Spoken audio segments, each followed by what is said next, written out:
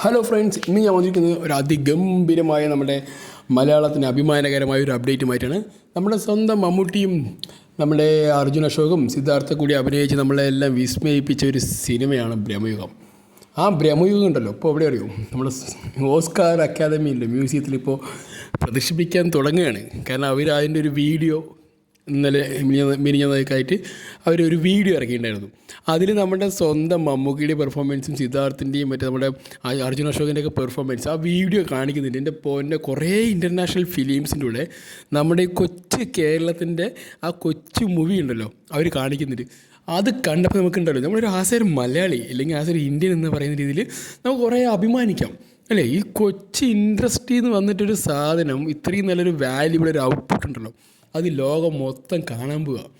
നമ്മൾ ഈ ഇന്നലെ വരെ മലയാളികളോ അല്ലെങ്കിൽ ഇന്ത്യൻസ് മാത്രം കണ്ടുകൊണ്ടിരുന്ന ഒരു സാധനം ഈ ലോകത്തിലെ എല്ലാ ജനങ്ങളും നമ്മുടെ ഈ കൊച്ചു മലയാള സിനിമയുടെ ഈ കഴിവുറ്റ അല്ലെങ്കിൽ ഈ ഒരു അതിഗംഭീരമായ സിനിമയെ കാണാനും അവരത് അഭിപ്രായം പറയാനും പോവുകയാണ്.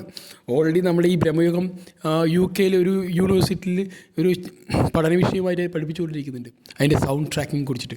അതൊക്കെ തന്നെ അതിഗംഭീരമാണ് ഗൈസ്. കാരണം നമ്മൾ ഈ ഒരു കൊച്ചു കേരളത്തിൽ നിന്ന് വരുന്നൊരു പ്രൊഡക്റ്റ് പറയുന്നത് അതൊരു ചെറിയ ഒരു സാധനമല്ല മക്കളെ. ഞങ്ങളുടെ സ്റ്റേറ്റ് കൊണ്ടും ഞങ്ങളുടെ ഇൻഡസ്ട്രി കൊണ്ടും ഞങ്ങൾ വളരെ പരിമിതമായ രീതിയിലേക്കും പോവാം. പക്ഷേ ഞങ്ങൾ കൊടുക്കുന്ന പ്രൊഡക്റ്റ് എന്ന് പറയുന്നത് അത് 100% വാല്യുബിളാണ്, വെർത്താണ്. അത് മറ്റേത് ഇൻഡസ്ട്രിക്കും അവകാശപ്പെടാൻ പറ്റുന്നൊരു സാധനമല്ല ഗൈസ്, ഇല്ലേ? എന്തായാലും നമ്മുടെ മലയാള സിനിമ വാനോളം ഉയർന്നുകൊണ്ടിരിക്കുകയാണ്. എന്തായിരിക്കും ഒരു അഭിമാന നിമിഷം. കാരണം ഇപ്പോൾ എല്ലാ സോഷ്യൽ മീഡിയ നോക്കുകയാണെങ്കിലും ഈ വീഡിയോ വരുന്നത്. കാരണം ഈ ഓസ്കാറും അക്കാഡമിൻ്റെ ഉണ്ടല്ലോ, ആ അക്കാഡമിൻ്റെ മ്യൂസിക് അക്കാഡമി അവർ ആ പ്രദർശിപ്പിക്കുന്നതിൻ്റെ വീഡിയോ ഒരു ട്രയലർ പോലെ അവർ ഇറക്കിയിട്ടുണ്ടായിരുന്നു. അതിൽ ആ വീഡിയോ കണ്ടപ്പോൾ ശരിക്കും നമ്മൾ കോരിത്തെരിച്ചു പോയി. കാരണം നമ്മളുടെ പ്രൊഡക്റ്റ് ആണല്ലോ ഈ കാണുന്നത്. ഇതെല്ലാം ഈ ലോകം മുഴുവൻ കാണാൻ പോകുന്നു. ഇത് ഏതാണ് ഇൻഡസ്ട്രി എന്നൊക്കെ അവർ അറിഞ്ഞ് വന്നു കഴിഞ്ഞാൽ അവസാനം നമ്മുടെ നാട്ടിലെ മോഹൻലാലും മമ്മൂട്ടിയും ഇടങ്ങുന്ന എല്ലാം വലിയ മമ്മൂക്ക എന്ന ആ മഹാവ്യക്തിയുടെ ഈ സിനിമയുണ്ടല്ലോ, ഈ സിനിമ എന്താ പറയുക, ഇനി എന്തോരം സിനിമകൾ അദ്ദേഹത്തിന് അഭിനയിച്ചു അതൊക്കെ തന്നെ ചിലപ്പോൾ 1 by 1 ആയിട്ട് ചിലപ്പോൾ അവർ കാണാനുള്ള സാധ്യത ഉണ്ടായിരിക്കും. കാരണം ഒരു പേര് കിട്ടിക്കഴിഞ്ഞാൽ അദ്ദേഹത്തിന് പെർഫോമൻസ് മനസ്സിലാക്കി കഴിഞ്ഞാൽ നമ്മൾ സാധാരണ ചെയ്യുന്ന അങ്ങനെയല്ല. ഒരാളുടെ പെർഫോമൻസ് കഴിഞ്ഞാൽ ആ വ്യക്തിയുടെ സിനിമകൾ കുറേ കൂടി കേന്ദ്രീകരിച്ച് സിനിമ കാണാൻ ശ്രമിക്കും.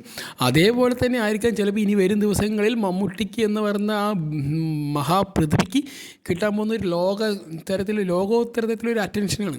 കാരണം അത് അത്രയും വലിയൊരു അറ്റൻഷൻ നമ്മുടെ സ്വന്തം മമ്മൂക്കിക്ക് കിട്ടുകയാണ്. കാരണം അദ്ദേഹം അത് ഡിസേർവ്ഡാണ്. കാരണം ആ ഒരു ക്യാരക്ടറിന് വേണ്ടി രാവും പകലും കഷ്ടപ്പെട്ടും അതിൻ്റെ ബോഡിയും അതിൻ്റെ വാക്കുകളും അതിൻ്റെ ഉച്ചാരണവും എല്ലാം പാങ്ങിയും അതും ഇത് ഏതൊക്കെ വേണം ഒരു കഥാപാത്രത്തിന്, അതിനൊക്കെ അദ്ദേഹം പഠിച്ച് എടുത്ത് അതിന് ക്ലീനായിട്ട് പ്രസൻറ്റ് ചെയ്യും.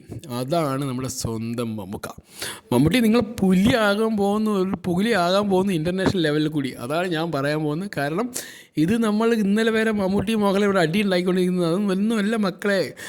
ഇവിടെ നിന്ന് പോയി ആളിഞ്ഞിപ്പോൾ ഇൻ്റർനാഷണലായി. കാരണം ഈ സിനിമ ഒന്ന് എല്ലാവരുടെയും പ്രദർശിപ്പിച്ച് വന്ന് ഈ ലോകോത്തര ഇൻ്റർനാഷണൽ ലെവലിലുള്ള പെർഫോമൻസ് കണ്ടു വരുമ്പോൾ അവറ്റുകളുണ്ടല്ലോ നമ്മളെ ഈ പ്രേക്ഷകർ, അവർ ഇതിലൊക്കെ കയറി ഇങ്ങനെ ആരെ ഈ സംഭവം മമ്മൂട്ടിന്ന് ഇൻ്റർനെറ്റിൽ അടിച്ചാൽ വരും കുറേ 600 സിനിമകൾ വരും.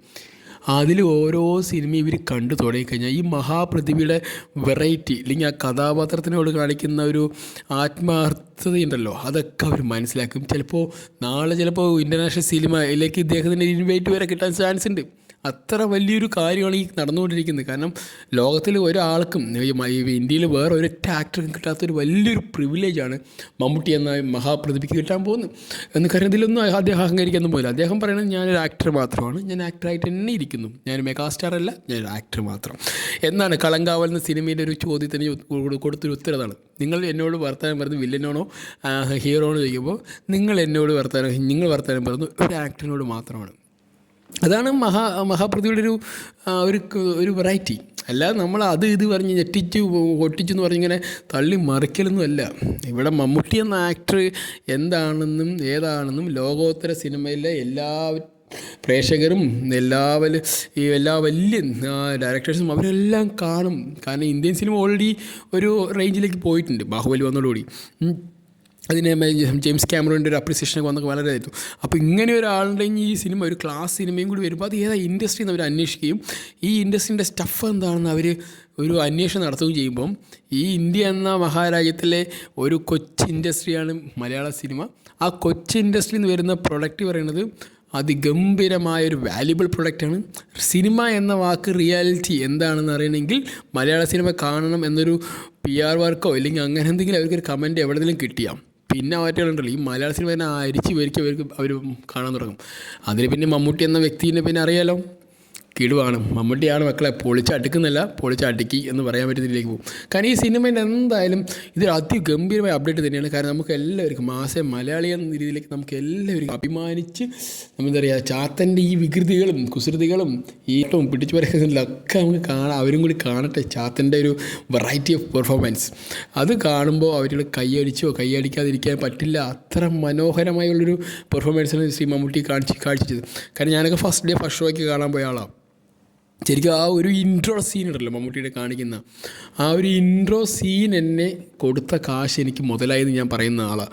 കാരണം അത്ര മനോഹരമായ ഇൻട്രോ, കാരണം ഇതുവരെ അങ്ങനെ ഒരു ഇൻട്രോ മമ്മൂട്ടി എന്ന വ്യക്തി കിട്ടിയിട്ടില്ല.